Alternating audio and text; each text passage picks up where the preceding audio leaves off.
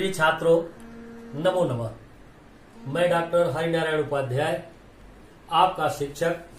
विद्यार्थी ऑनलाइन पढ़ेंगे और बढ़ेंगे शैक्षिक चैनल पर हार्दिक स्वागत करता हूं। जैसा कि हम लोग संधि के अंतर्गत स्वर संधि के भेद को पढ़ रहे हैं और उसमें आज जो हमें अध्ययन करना है वह है पूर्व रूप संधि और पर रूप संधि। हम स्वर बार बार इसलिए नहीं लिखते हैं कि स्वर संधि का ही अध्ययन किया जा रहा है, तो ये दिमाग में आपके बिल्कुल स्पष्ट होना चाहिए कि हम स्वर संधि का ही अध्ययन कर रहे हैं। आइए, पूर्व रूप संधि का क्या सूत्र है? इसका सूत्र है टेंगः पदान्ता दति। महर्षि पाणिनि ने अष्टाध्यायी के छठे अध्याय में प्रथम पाद में 109 सूत्र के द्वारा व्याख्या की है इस सूत्र की। लेकिन हम व्याख्या में न जाकर के केवल सूत्र को देखते हैं कि इस सूत्र के आधार पर हम हिंदी में कैसे इस संधि का अध्ययन कर सकते हैं। पद विभक्ति युक्त शब्द के अंत में ए लगा हो, ए आया हो, यहां पर मैं स्पष्ट कर दे रहा हूं, या ओ हो, तो आ का लोप हो जाता है। आ का लोप हो जाएगा, आ विलुप्त हो जाएगा। उसके स्थान पर हम अवग्रह का चिन्ह बना देंगे। अवग्रह का चिन्ह अगर हम बनाते हैं तो उसका आकार इस प्रकार होगा, आप देख लें। आइए हम उदाहरण के माध्यम से समझाने का प्रयास करते हैं। जैसे एक शब्द है हरे धन आव।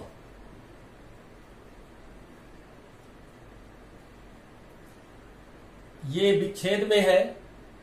अगर हम इसको लाएंगे तो यहां पर देखें, ए के बाद यहां आ आया हुआ है।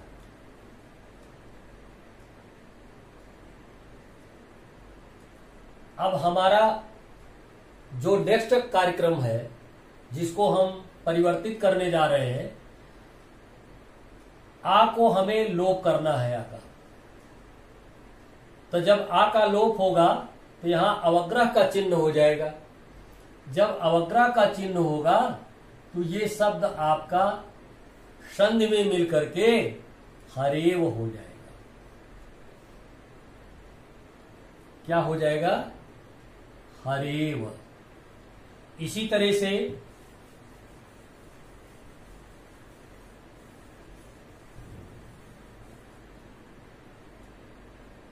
एक शब्द है विद्यालय।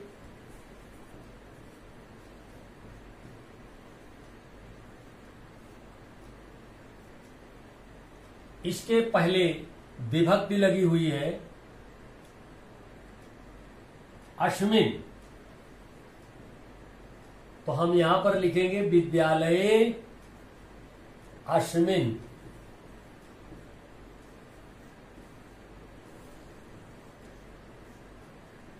विद्यालय में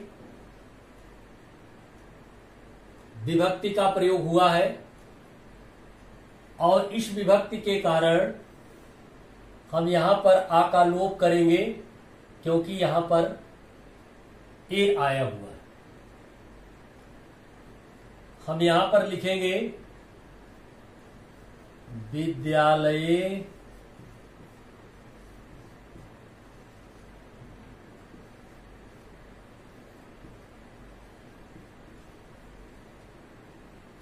अश्विन,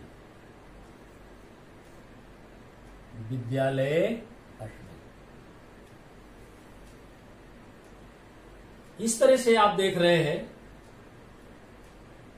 कि दो संधि के रूप में शब्द हैं, एक में मिले हुए हैं और पहले वो विच्छेद में। हम विच्छेद को जब संधि में परिवर्तित करते हैं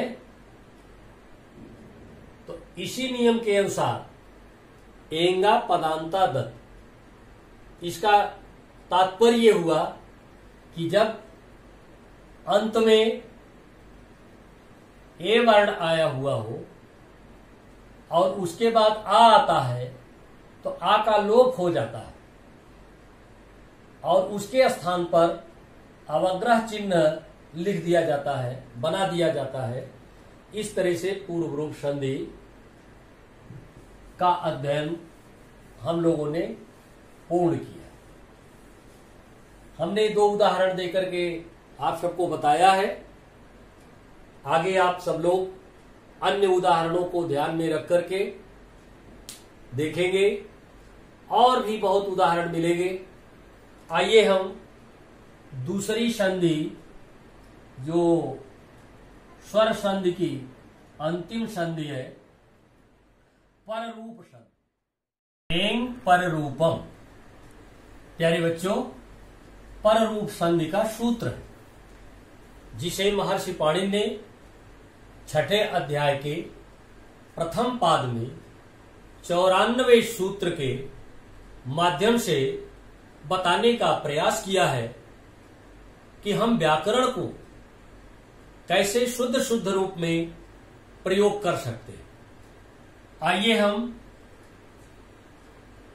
इसी नियम के आधार पर देखने का प्रयास करते हैं कि किस प्रकार से यह नियम लागू होता है। एक शर्त है, कंडीशन दी गई है, यदि ऐसा होता है तो ऐसा होगा। जैसे हम अपने व्यवहारिक जीवन में कभी कभी प्रयोग करते हैं, यदि वो आएगा तो मैं जाऊंगा। यहां पर एक शर्त है। उसी तरह से नियम के अनुसार यहां पर शर्त का उल्लेख किया जाता है। क्या शर्त है? यदि अकारांत उपसर्ग के बाद ए या ओ से आरंभ होने वाली धातु आए तो दोनों के स्थान पर ए या ओ हो जाता है। कैसे ए या ओ हो जाता है, मैं एक उदाहरण के माध्यम से आप लोगों को बताने का प्रयास कर रहा हूं। देखें, जैसे ये प्रा है और फिर है एजते, एजते,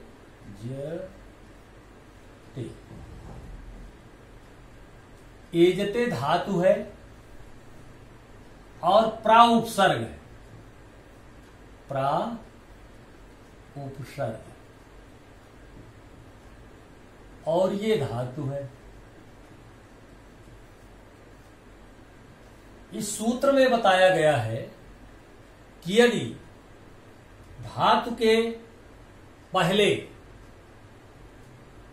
प्रा उपसर्ग लगा हुआ हो और दूसरे शब्द का जो प्रथम वर्ण है वो ए हो, तो इसको हम कैसे परिवर्तित कर लेते हैं? इसके स्थान पर ए हो जाता है। यहां पर ए कैसे होगा? आप देखें, यहां पर हो जाएगा प्रेजते।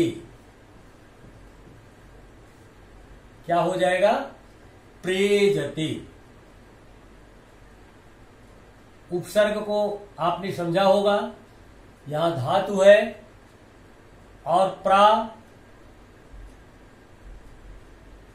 के आगे ए आया हुआ है, इसको हम ए में परिवर्तित करेंगे तो इसका लोप हो जाएगा और यहां पर प्रेजते हो जाएगा। इसी तरह से दूसरी धातु का उदाहरण हम देते हैं जिसमें ओ आ रहा है। उप धन ओषति।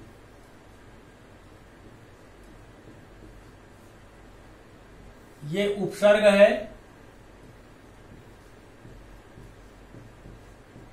यहां पर धातु है। इस धातु के पूर्व आप देखें उपसर्ग के बाद ओ आया हुआ है, इसलिए इसको हमें परिवर्तित करना है। कैसे परिवर्तित होगा? ये ओ में परिवर्तित होगा। तो यहां का आ जो लगा है ये हटेगा, यहां पर उपोषति हो जाएगा, उपोषति। इस प्रकार से मैंने दो उदाहरणों के माध्यम से आप लोगों को समझाने का प्रयास किया। पररूप संधि का उदाहरण और भी आपको पुस्तकों में मिलेगा। मेरा आप सबसे अनुरोध है कि आप खोज करके अभ्यास करने का प्रयास करेंगे, ताकि जब कभी भी परीक्षा में संधि का प्रकरण आए तो उसमें 100 नंबर आपको मिले, कहीं भी किसी प्रकार की गलती न हो।